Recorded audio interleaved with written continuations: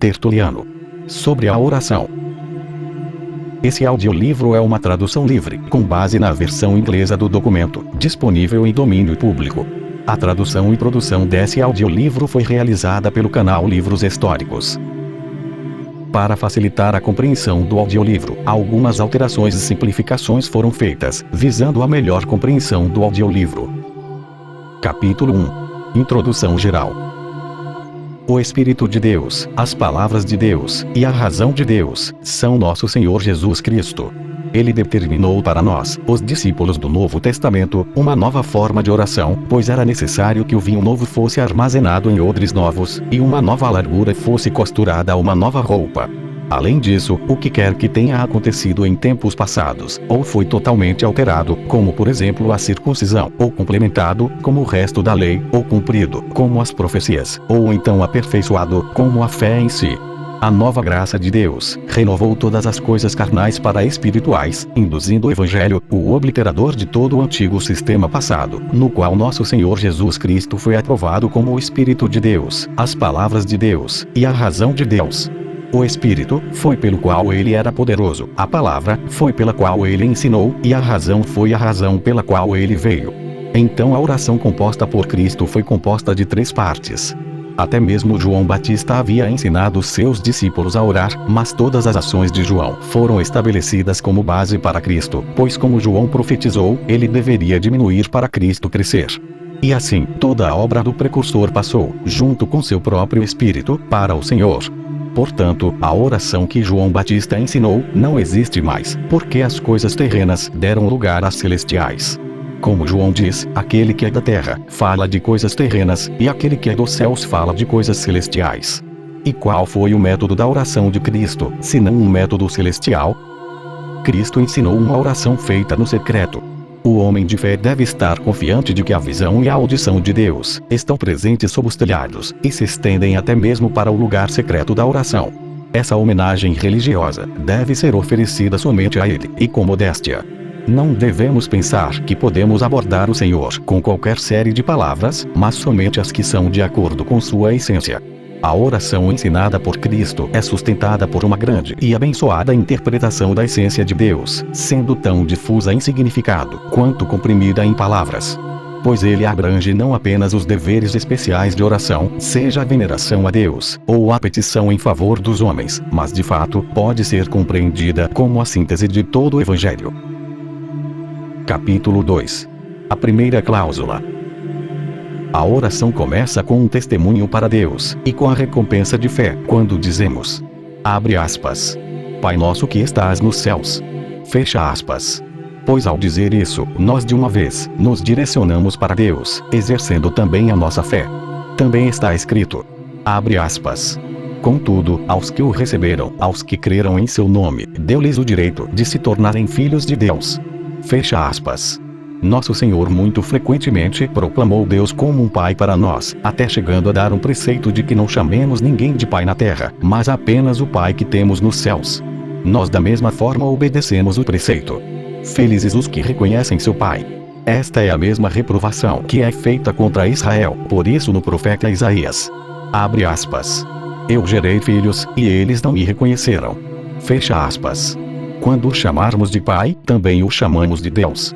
Essa denominação é tanto de dever filial, quanto de poder. No Pai, o Filho é invocado. Porque foi dito, abre aspas, eu e o Pai somos um. Fecha aspas. No Pai e no Filho é reconhecida a Mãe, que é a Igreja. Capítulo 3. A segunda cláusula. A oração segue, dizendo, abre aspas, santificado seja o teu nome. Fecha aspas. O nome de Deus, o Pai, não havia sido publicado para ninguém. Até Moisés, que o interrogou naquele mesmo ponto, ouviu um nome diferente. Deus disse que Deus é o que é. O Filho é agora o novo nome do Pai. Abre aspas. Eu vim em nome de meu Pai, e não me aceitais. Se outro vier em seu próprio nome, a esse aceitareis. Fecha aspas. Em outra passagem, o Pai glorifica ele, e glorifica o seu próprio nome, como escrito no Evangelho de João. Abre aspas. Pai, glorifica o teu nome. Então veio uma voz do céu que dizia, já o tenho glorificado, e outra vez o glorificarei. Fecha aspas. Mais adiante, no Evangelho de João está escrito: abre aspas. Manifestei o teu nome aos homens que do mundo me deste, eram teus, e tu me deste, e guardaram a tua palavra. Fecha aspas. Esse nome, portanto, nós oramos para ser santificado. Não que seja apropriado para os homens desejar o bem de Deus, como se tivéssemos algum poder sobre Deus, ou como se ele sofresse se não o desejássemos. Claramente, é universalmente adequado que Deus seja abençoado em todo lugar e tempo, por causa da gratidão aos seus benefícios. Mas esta petição também serve como uma bênção.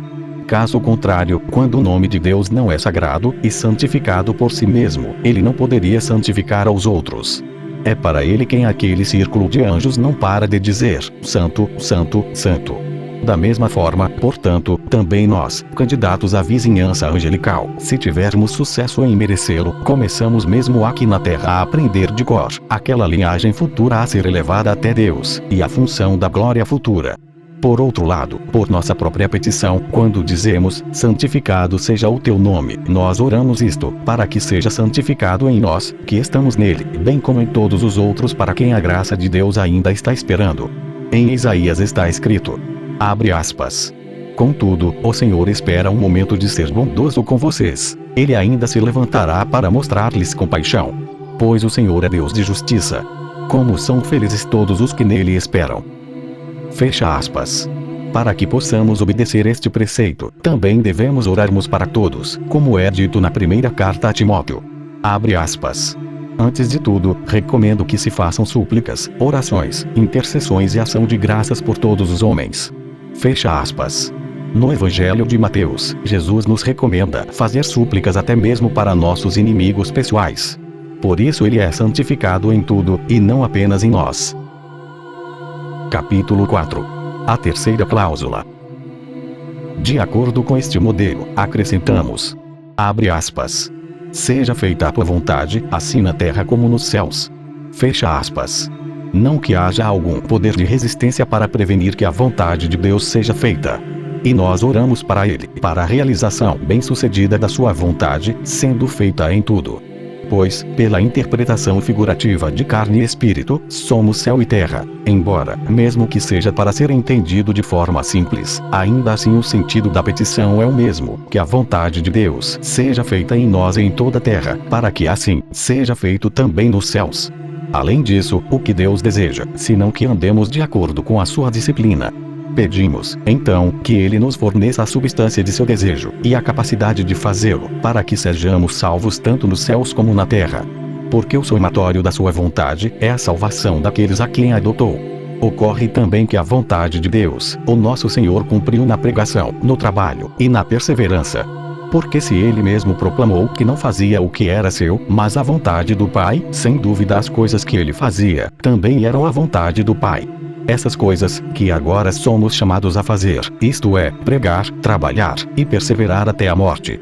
E nós precisamos da vontade de Deus, para que possamos cumprir esses deveres.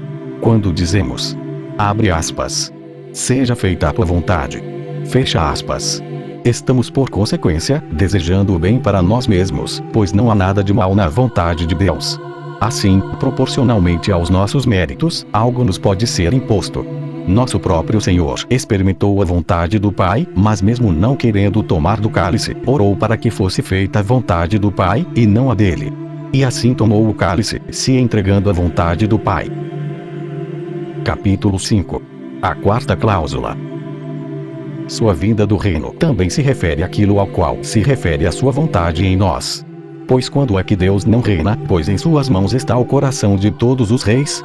E assim, se a manifestação do reino do Senhor pertence à vontade de Deus e à nossa ansiosa expectativa, como é que alguns oram por alguma prorrogação da era, a qual o reino de Deus, que oramos para chegar, tende à consumação da idade?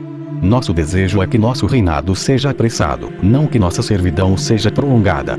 Mesmo que não tivesse sido prescrito na oração que deveríamos pedir o advento do reino, deveríamos, espontaneamente, ter lançado aquele clamor, apressando-nos para a realização de nossa esperança. As almas dos mártires sob o altar clamam com ciúmes ao Senhor. Abre aspas. Até quando, Senhor, não vingarás nosso sangue dos habitantes da terra? Fecha aspas. Pois, é claro, sua vingança é regulada pelo fim da era. Não, Senhor, venha o teu reino com toda a rapidez, a oração dos cristãos, a confusão dos pagãos, a exultação dos anjos, por causa da qual sofremos, ou melhor, por causa da qual oramos. Capítulo 6. A quinta cláusula. Mas com graciosamente a sabedoria divina organizou a ordem da oração, de modo que depois das coisas celestiais, isto é, depois do nome de Deus, a vontade de Deus e o reino de Deus, deve dar também às necessidades terrenas o espaço para uma petição. Pois o Senhor havia também emitido seu édito, dizendo, abre aspas, buscai primeiro o reino, e então estes serão acrescentados. Fecha aspas. Embora possamos entender melhor, dá-nos hoje o pão nosso de cada dia, de forma espiritual. Pois Cristo é o nosso pão, porque Cristo é vida, e pão é vida. Ele disse, abre aspas, eu sou o pão da vida. Fecha aspas. E também, abre aspas, o pão é a palavra do Deus vivo, que desceu dos céus. Fecha aspas. O corpo é computado no pão, isto é o meu corpo. Mas, porque essa palavra é admissível também no sentido carnal, ela não pode ser usada sem a lembrança religiosa, juntamente com a disciplina espiritual, pois o Senhor ordena que se reze pelo pão, que é o único alimento necessário para os crentes, pois todas as outras coisas as nações buscam. E ainda, qual pai dá uma pedra a seu filho quando ele pede pão? Pois ele mostra assim o que é que os filhos esperam de seu pai. Até aquele noturno bateu pedindo pão. Sobre qual assunto ele também adaptou a parábola do homem que ponderou sobre a ampliação de seus celeiros para seus frutos vidouros e sobre as estações de segurança prolongada, mas naquela mesma noite ele morreu. Capítulo 7. A sexta cláusula. Convém que, depois de contemplar a liberalidade de Deus, também nos dirijamos à sua clemência. Para que nos serve alimentos, se formos realmente entregues a eles, como se fosse um touro destinado a uma vítima. Um pedido de perdão é uma confissão completa, porque aquele que implora por perdão admite totalmente sua culpa. Assim, também, a penitência é demonstrada como aceitável a Deus, que a deseja, em vez da morte do pecador. Além disso, a dívida é, nas Escrituras, uma figura de culpa, porque é igualmente devido à sentença de julgamento e é exigido por ela. Nem foge da justiça da exação, a menos que a exação seja remetida, assim como o Senhor pagou ao escravo na parábola sua dívida. O escopo de toda a parábola tende pelo fato de que o mesmo servo, depois de libertado por seu senhor, não poupa igualmente seu próprio devedor, e, sendo acusado por esse motivo perante seu senhor, é entregue ao atormentador para pagar o último centavo, isto é, toda culpa, por menor que seja. Corresponde à nossa profissão de que também perdoemos nossos devedores. De fato, também em outro lugar, em conformidade com esta forma de oração, ele diz, abre aspas, perdoe, isso será perdoado a você. Fecha aspas. E ele ainda acrescenta 70 vezes 7 a fim de remodelar a lei para melhor. Porque em Gênesis a vingança foi atribuída 7 vezes no caso de Caim, mas no caso de Lameque 70 vezes 7. Capítulo 8. Sétima cláusula, ou cláusula final.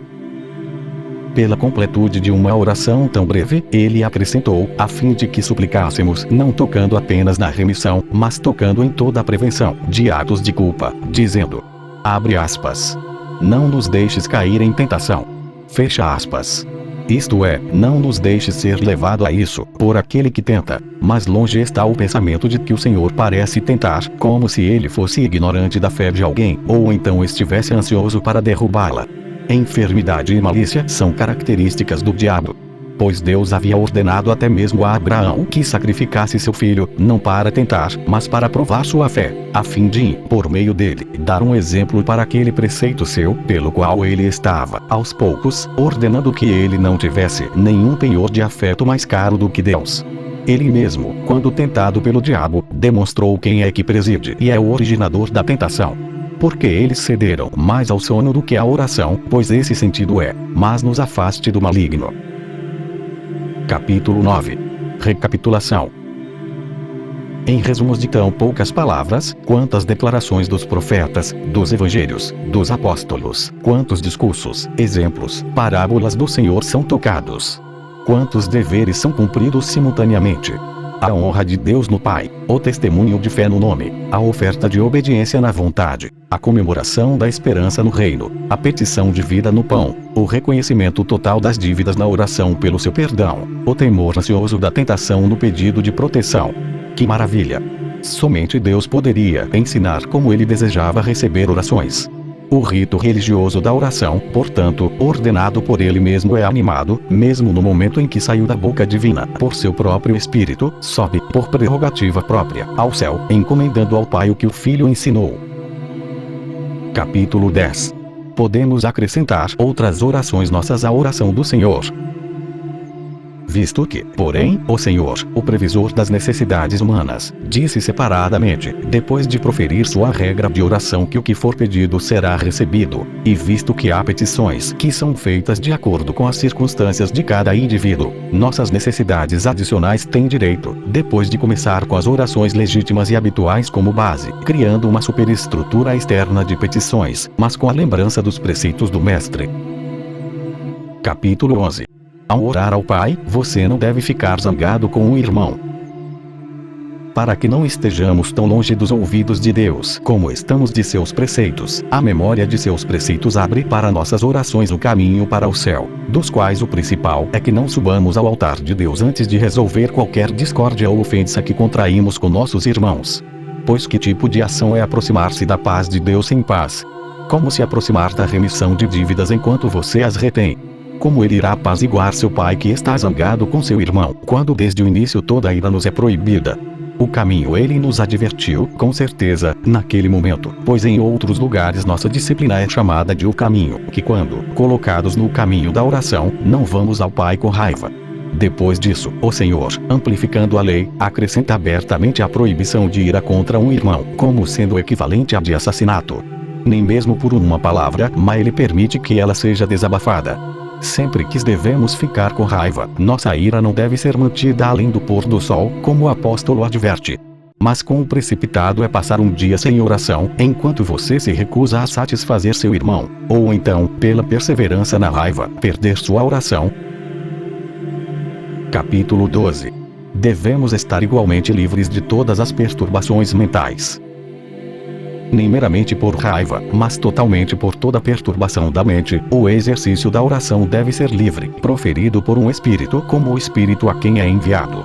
Pois um espírito impuro não pode ser reconhecido por um espírito santo, nem um triste por um alegre, nem agrilhoado por um livre. Ninguém dá acolhimento ao seu adversário, ninguém dá entrada senão ao seu semelhante.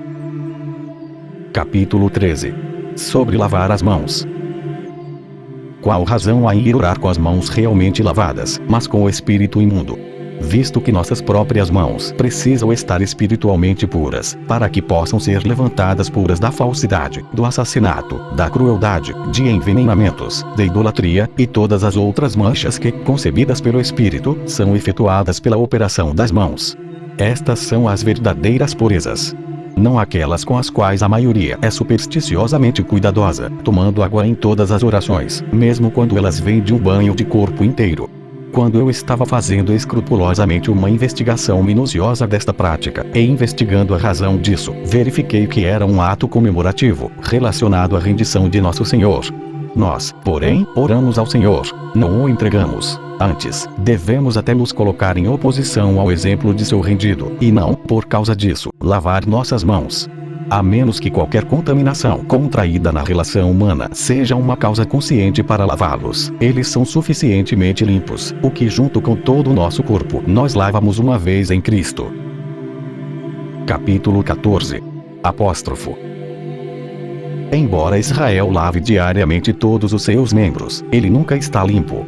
Suas mãos, em todos os eventos, são sempre impuras, eternamente tingidas com o sangue dos profetas e do próprio Senhor, e por isso, como culpados hereditários de sua privacidade aos crimes de seus pais, eles não se atrevem nem mesmo a elevá-los ao Senhor, por medo de que algum Isaías clame, por medo de que Cristo estremeça totalmente. Nós, no entanto, não apenas as aumentamos, mas até os expandimos. E, tomando o nosso modelo da paixão do Senhor mesmo em oração, confessamos a Cristo. Capítulo 15. Sobre os mantos. Mas já que tocamos em um ponto especial de observância vazia, não será cansativo colocar nossa marca igualmente nos outros pontos contra os quais a censura da vaidade pode ser merecidamente colocada, se forem observados sem a autoridade de qualquer preceito do Senhor, ou então dos apóstolos. Pois assuntos desse tipo não pertencem à religião, mas à superstição, sendo estudados, forçados e de cerimônia curiosa não racional. Como, por exemplo, é costume de alguns fazer oração com mantos retirados, pois assim as nações se aproximam de seus ídolos. Qual prática, é claro, estava se tornando sua observância. Os apóstolos, que ensinam sobre o traje da oração, teriam compreendido em suas instruções, a menos que alguém pense que foi na oração que Paulo deixou seu manto com Carpo. Deus, certamente, não ouviria os suplicantes encapuzados, que ouviram claramente os 3 santos na fornalha do rei da Babilônia, orando em suas calças e turbantes. Capítulo 16. Do sentar depois da oração.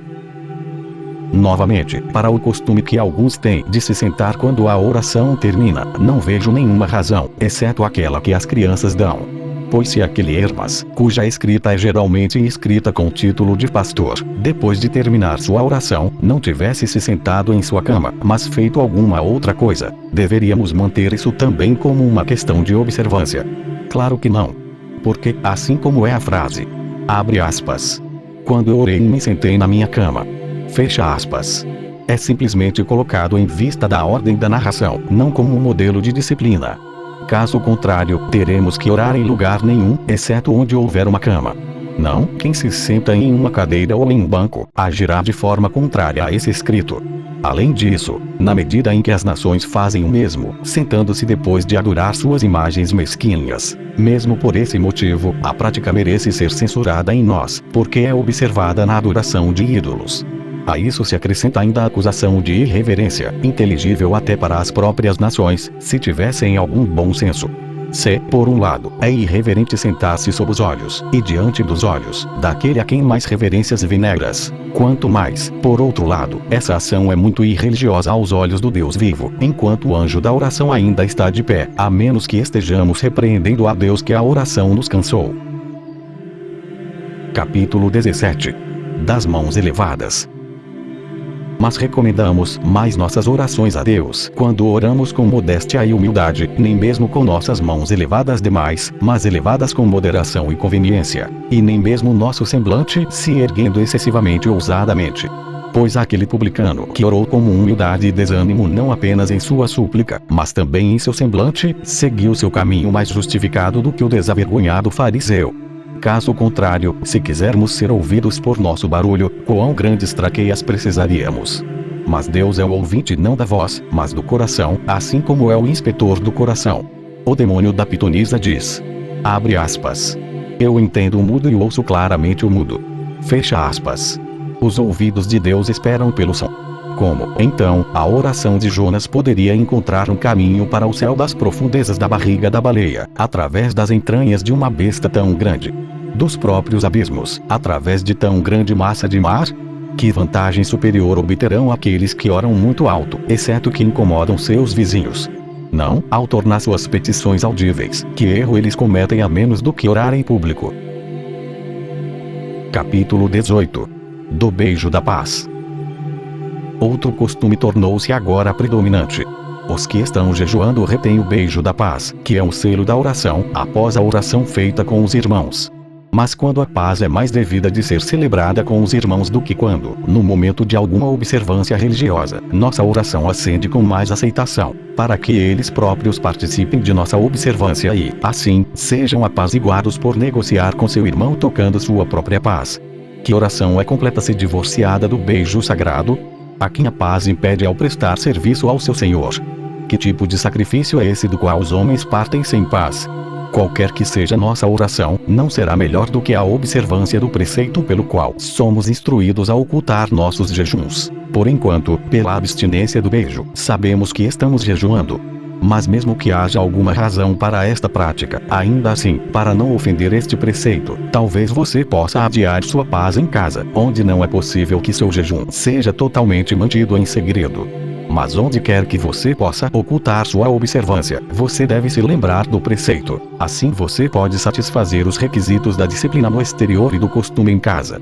Assim, também, no dia da Páscoa, quando a observância religiosa de um jejum é geral e como se fosse pública, nós justamente renunciamos ao beijo, não nos preocupando em esconder nada que fazemos em comum com todos. Capítulo 19. Dos jejuns.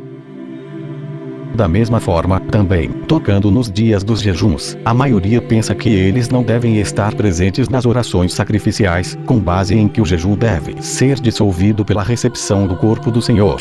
Então, a Eucaristia cancela um serviço dedicado a Deus ou vincula mais a Deus. Sua posição não será mais solene se você ainda estiver no altar de Deus. Capítulo 20. Do vestuário feminino. Até agora, porém, no que diz respeito ao vestuário das mulheres, a variedade de observância nos obriga a tratar. De forma que não será feito de forma presunçosa, se o assunto for tratado de acordo com o apóstolo. Em relação ao tocante na modéstia de vestir e na ornamentação, a prescrição de Pedro também é clara, verificando que ele fala com a mesma boca, o que Paulo falou, por meio do mesmo Espírito, sobre a glória das vestes, o orgulho do ouro e a elaboração meretrícia do cabelo. Capítulo 21. Das virgens. Mas há aquele ponto que é promiscuamente observado em todas as igrejas, se as virgens devem ou não usar véu, deve ser tratado. Pois aqueles que conseguem imunidade às virgens de cobrir a cabeça parecem descansar nisso, que o apóstolo não definiu virgens pelo nome, mas mulheres, como a serem veladas, nem o sexo em geral, para dizer fêmeas, mas uma classe do sexo, dizendo mulheres. Pois se ele tivesse nomeado o sexo dizendo fêmeas, ele teria feito seu limite absoluto para toda mulher. Mas enquanto ele nomeia uma classe do sexo, ele separa a outra classe ficando em silêncio. Pois, dizem eles que ele pode ter nomeado virgens especialmente, ou geralmente, por um termo compêndio, fêmeas. Capítulo 22. Resposta aos argumentos anteriores. Aqueles que fazem esta concessão devem refletir sobre a natureza da própria palavra, qual é o significado de mulher, desde os primeiros registros dos escritos sagrados.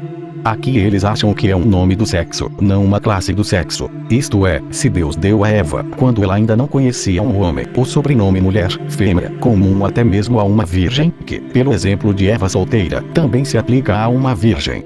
De fato, todas as outras passagens estão em consonância com isso.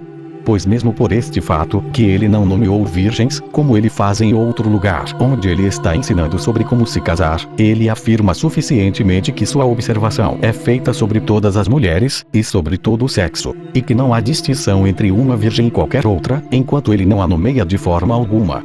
Pois aquele que em outro lugar, onde a diferença exige, se lembra de fazer a distinção, e não deseja onde não faz distinção nenhuma na diferença a ser compreendida. E quanto ao fato de que no discurso grego, no qual o apóstolo escreveu suas cartas, é comum dizer mulheres em vez de fêmeas, isto é, conaicas ao invés de teleias. Portanto, se aquela palavra, que por interpretação representa o que fêmea representa, é frequentemente usada em vez do nome do sexo, ele nomeou o sexo ao dizer guanaicas, mas no sexo até a virgem é abraçada. Mas, além disso, a declaração é clara. Abre aspas. Toda mulher, orando e profetizando com a cabeça descoberta, desonra sua própria cabeça. Fecha aspas. O que seria toda mulher a não ser mulheres de todas as idades, de todas as classes, de cada condição? Ao dizer cada, ele não exclui nada da feminilidade, assim como ele não exclui nada da masculinidade por não estar coberto, pois assim ele diz, todo homem. Assim, também, no feminino, sob o nome de mulher, até a virgem é convidada a ser velada. Igualmente em cada sexo, deixe a idade mais jovem seguir a disciplina do mais velho, ou então que as virgens masculinas, também, sejam veladas, se as virgens femininas também não o forem, porque elas não são mencionadas pelo nome. Que homem e jovem sejam diferentes, se mulher e virgem forem diferentes. Pois, de fato, é por causa dos anjos que ele diz que as mulheres devem ser veladas, porque por causa das filhas dos homens os anjos se revoltaram contra Deus. Como já eram casados e perderam a virgindade, foram objetos de concupiscência angelical, a menos que as virgens sejam incapazes de se destacar em beleza e encontrar amantes. Não, vamos ver se não eram apenas as virgens que eles cobiçavam, uma vez que as escrituras dizem as filhas dos homens, imediatamente velaram o que aprenderam a saber. Pois estão sendo transferidas para a categoria de mulheres tanto em suas pessoas quanto em suas funções. Ninguém é virgem a partir do momento em que é capaz de casar, visto que, nela, a idade já se casou com seu próprio marido, isto é, com o tempo. Mas uma virgem em particular se consagrou a Deus. A partir desse momento, ela muda a moda de seu cabelo e converte todas as suas vestes nas de uma mulher. Esconde por causa de Deus, deixe-a cobrir totalmente. É nosso dever confiar somente ao conhecimento de Deus aquilo que a graça de Deus efetua em nós, para que não recebamos do homem a recompensa que esperamos de Deus. Porque você desnuda diante de Deus o que você cobre diante dos homens. Você será mais modesto em público do que na igreja. Se a sua devoção própria é uma graça de Deus, e você a recebeu, ele diz. Abre aspas. Porque você se vangloria como se você não a tivesse recebido. Fecha aspas.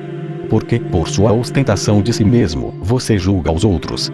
É que, por sua vanglória, você convida os outros para o bem. Não, mas até você mesmo corre o risco de perder, se vangloriar, e você leva outros aos mesmos perigos. O que é presumido por amor à ostentação é facilmente destruído. Esteja velada, virgem, se virgem és, pois você deveria corar. Se você é virgem, evite o olhar de muitos olhos. Que ninguém se surpreenda com seu rosto, que ninguém perceba a sua falsidade. Você faz bem em assumir falsamente o caráter de casada, se você cobre sua cabeça. Não, você não parece presumir isso falsamente, pois você é casada com Cristo. A ele você entregou o seu corpo. Haja como se torna a disciplinar de seu marido. Se ele ordena que as noivas de outros sejam veladas, a sua, é claro, muito mais. Mas cada homem individual não deve pensar que a instituição de seu predecessor deve ser derrubada. Muitos cedem seu próprio julgamento e sua consistência ao costume de outros. Admitindo que as virgens não sejam obrigadas a usar véu em todos os eventos, tais como voluntariamente, não devem ser proibidas. Que, da mesma forma, não podem negar-se a ser virgens, contentes, na segurança de uma boa consciência diante de Deus, para prejudicar sua própria fama. Declaram e atestam que devem ser veladas a partir do dia em que estremecerem ao primeiro toque corporal de um homem por beijo e mão. Pois neles tudo foi previsto, sua idade, por meio da maturidade, sua carne, através da idade, seu espírito, através da consciência, sua modéstia, pela experiência do beijo, sua esperança, pela expectativa, sua mente através da vontade. E Rebeca é um exemplo suficiente para nós, que, quando seu noivo foi apontado, velou-se para o casamento meramente por reconhecê-lo. Capítulo 23. Sobre ajoelhar. Na questão de ajoelhar-se, também a oração está sujeita à diversidade de observância, através do ato de alguns poucos que se abstêm de ajoelhar-se no sábado. E visto que esta distinção está particularmente sendo julgada pelas igrejas, o Senhor dará sua graça para que os dissidentes possam ceder, ou então ceder a sua opinião sem ofender os outros. Nós, porém, assim como recebemos, somente no dia da ressurreição do Senhor, devemos nos guardar não apenas de ajoelhar-se, mas de toda postura e ofício de solicitude, adiando até mesmo nossos negócios, para não dar lugar ao diabo. Da mesma forma, também no período de Pentecostes, qual período nós distinguimos pela mesma solenidade de exultação. Além disso, nos jejuns e nos sábados, nenhuma oração deve ser feita sem ajoelhar-se e as restantes marcas habituais de humildade, pois então não estamos apenas orando, mas depreciando e dando satisfação a Deus nosso Senhor. Capítulo 24. Sobre o lugar para a oração.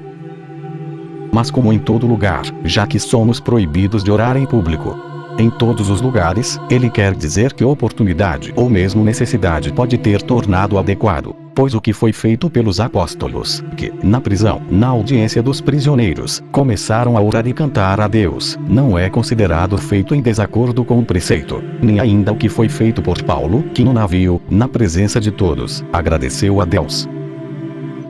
Capítulo 25. O tempo para a oração. No tocante ao tempo, no entanto, a observância extrínseca de certas horas não será inútil. Aquelas horas comuns, quero dizer, que marcam os intervalos do dia, o terceiro, o sexto e o nono, que nós podemos achar nas Escrituras como que tendo sido mais solene do que o resto. A primeira infusão do Espírito Santo nos discípulos reunidos ocorreu na hora terceira.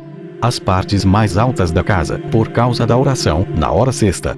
Embora essas práticas permaneçam simplesmente sem nenhum preceito para sua observância, ainda assim pode ser concedido uma boa coisa para estabelecer alguma presunção definida, que pode tanto adicionar rigor à admoestação de orar, quanto pode, como se fosse uma lei, nos arrancar de nossos negócios para tal dever, de modo que o que lemos foi observado por Daniel também, de acordo, é claro, com a disciplina de Israel. Oramos pelo menos não menos que 3 vezes ao dia, devedores como somos a 3, Pai, Filho e Santo Espírito. Claro, além de nossas orações regulares que são devidas, sem qualquer advertência, na entrada da luz e da noite. Mas, além disso, torna-se crente não comer e não ir ao banho, antes de interpor uma oração, pois os refrigérios e nutrientes do Espírito devem ser mantidos antes dos da carne, e as coisas celestiais antes das coisas terrenas. Capítulo 26. Sobre a separação dos irmãos. Você não vai dispensar um irmão que entrou em sua casa sem oração. A Escritura diz que aquele que viu um irmão, viu seu Senhor. Especialmente se for um estranho, para que talvez ele não seja um anjo. Mas, novamente, quando recebido pelos irmãos, você não fará refrigérios terrestres antes dos celestiais, pois sua fé será imediatamente julgada. Ou então, como você, de acordo com o preceito, dirá, abre aspas, paz a esta casa. Fecha aspas. A menos que você troque paz mútua com aqueles que estão na casa. Capítulo 27. Da junção de um salmo. Os mais diligentes na oração costumam subjuntar em suas orações o Aleluia e outros tipos de salmos, nos quais o grupo responde. E, é claro, é excelente toda a instituição que, para exaltar e honrar a Deus, visa, em conjunto, trazer-lhe oração enriquecida como o holocausto escolhido. Capítulo 28. Sobre a oferta espiritual da oração. Pois esta é a vítima espiritual que aboliu os sacrifícios imaculados. Ele pergunta com que propósito trazemos a multidão de nossos sacrifícios. Estou cheio de holocaustos de carneiros, e não desejo a gordura de carneiros, nem o sangue de touros e de bodes. Pois quem os requereu de vossas mãos? O que, então, Deus pediu? O que o Evangelho ensina? Ele diz que uma hora virá, em que os verdadeiros adoradores adorarão o Pai em espírito e verdade. Pois Deus é um espírito, portanto, exige que seus adoradores o adorem em espírito. Que certamente ele exigiu, que ele esperou ansiosamente por si mesmo. Esta vítima, devotada de todo o coração, alimentada pela fé, cuidada pela verdade, inteira na inocência, pura na castidade, coroada de amor, devemos escoltar com a pompa das boas obras, entre salmos e hinos, ao altar de Deus, para obter para nós todas as coisas de Deus. Capítulo 29. Do poder da oração. Pois o que Deus, que exige isso, negou a oração que vem do Espírito e da verdade. Quão poderosas amostras de sua eficácia lemos, ouvimos e acreditamos. A oração do velho mundo, de fato, costumava libertar dos incêndios, e das bestas, e da fome, e ainda não tinha então recebido sua forma de Cristo. Mas quão mais amplamente operativa é a oração cristã. Não estaciona o anjo do orvalho em meio ao fogo, nem amordaça leões, nem transfere aos famintos o pão rústico. Não tem graça delegada para evitar qualquer sensação de sofrimento, mas supre o sofrimento, o sentimento e o luto, com resistência. Amplia a graça pela virtude, para que a fé saiba o que obtém do Senhor, compreendendo o que, pelo amor de Deus, ela sofre. Mas em dias passados, com orações usadas para invocar pragas, dispersar os exércitos de inimigos, reter as influências saudáveis das chuvas. Agora, porém, a oração da justiça desvia toda a ira de Deus, mantém acampamento em nome de inimigos pessoais, faz súplicas em nome de perseguidores. É de admirar se ele sabe como extorquir as chuvas do céu por meio da oração, que uma vez foi capaz de obter seus fogos. A oração é a única que vence Deus. Mas Cristo quis que operasse para nenhum mal. Ele conferiu a ela toda a sua virtude na causa do bem. E, portanto, nada sabe, exceto como trazer de volta as almas dos que partiram do próprio caminho da morte, transformar os fracos, restaurar os enfermos, expurgar os possuídos, abrir as grades da prisão, soltar os grilhões dos inocentes. Da mesma forma, lava as faltas, repele as tentações, extingue as perseguições, consola os fracos de espírito, anima os animados, acompanha os viajantes, apazigua as ondas, faz os ladrões ficarem horrorizados, nutre os pobres, governa os ricos, levanta os caídos, prende os caídos, confirma a posição. A oração é o muro da fé, suas armas contra o inimigo que nos vigia por todos os lados. E, por isso, nunca andamos desarmados. De dia, estejamos atentos ao jejum, de noite, de vigília. Sob os braços da oração, guardamos o estandarte de nosso general. Esperamos em oração a trombeta do anjo. Os anjos, da mesma forma, todos oram. Toda criatura reza. O gado e as feras oram e dobram os joelhos. E quando eles saem de suas camadas e coves, eles olham para o céu sem boca ociosa, fazendo sua respiração vibrar à sua própria maneira. Não, também os pássaros, saindo do ninho, erguem-se para o céu e, em vez de mãos, expandem a cruz de suas asas e dizem algo que parece uma oração. Até o próprio Senhor orou, a quem seja honra e virtude pelos séculos dos séculos.